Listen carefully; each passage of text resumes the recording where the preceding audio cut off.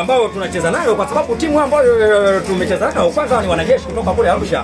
Alafu kiangalia imetoa timu mbili za ligi kuu Tanzania bara. Alikwenda KMC katolewa, alikwenda yule Tanzania Prisons katolewa. Kwa ni timu ambao tangia ilikotoka huko ilikuwa ni moto kweli, lakini anakuambia mtoto anapocheza, lakini kuna mida fulani akifika atakwenda kulala mwenyewe, na hatimaye karuka huko kote huko, lakini kaenda kukutana na Kuungu ambaye ni bingwa mtetezi wa nchi, kwa sababu makombe yote mawili ya ligi kuu pamoja na FA, bingwa mtetezi ambao ni Yanga. Kwa hiyo sasa kaenda kukutana na Kisiki kwamba hapa ndo mwisho wako, umekutana na bingwa. Yani ni ukuta kwamba utapiga mwendo mrefu, lakini ukienda kukutana na ukuta wanakwambia wakati ni ukuta. Kwa hiyo huyu kaenda kukutana na ukuta, pesa yake imeishia hapo. Na tumetembea uchao kijana.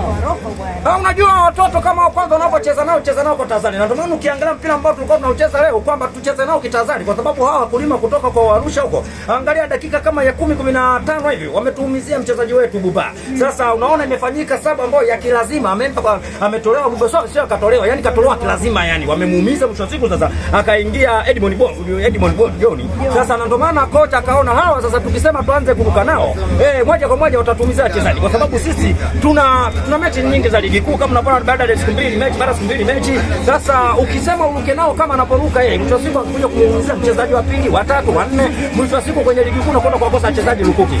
Zimekuwa ni plani ama ni baada ya kuona wamekuwa wagumu sana? Yaani kwanza unaangalia na timu ambao unacheza nao, kwa sababu kwanza ushaambiwa ni wanajeshi. Sasa siku zote mwanajeshi siku zote uwaga sometime anaacha kucheza mpira, mtu wa siku anatumia kama anatumia nguvu, yani anajihisi kama yuko kwenye mazoezi ya wanajeshi kuruka visiki. Sasa kwa sababu kama unakwenda kumuumiza mchezaji dakika 10, je?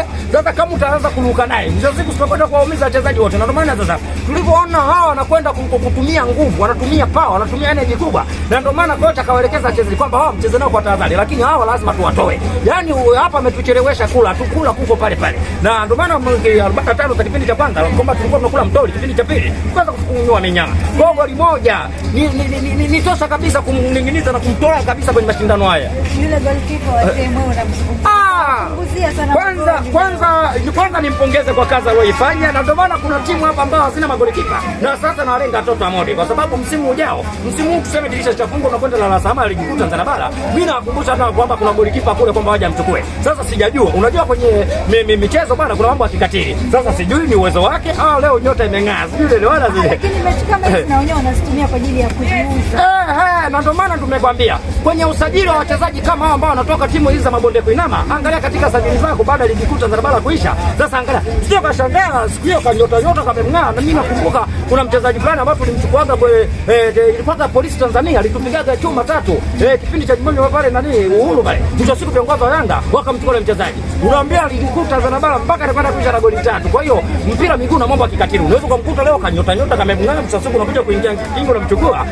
Unakwenda kumkataa mechi ya kwanza, pili unamkataa pale.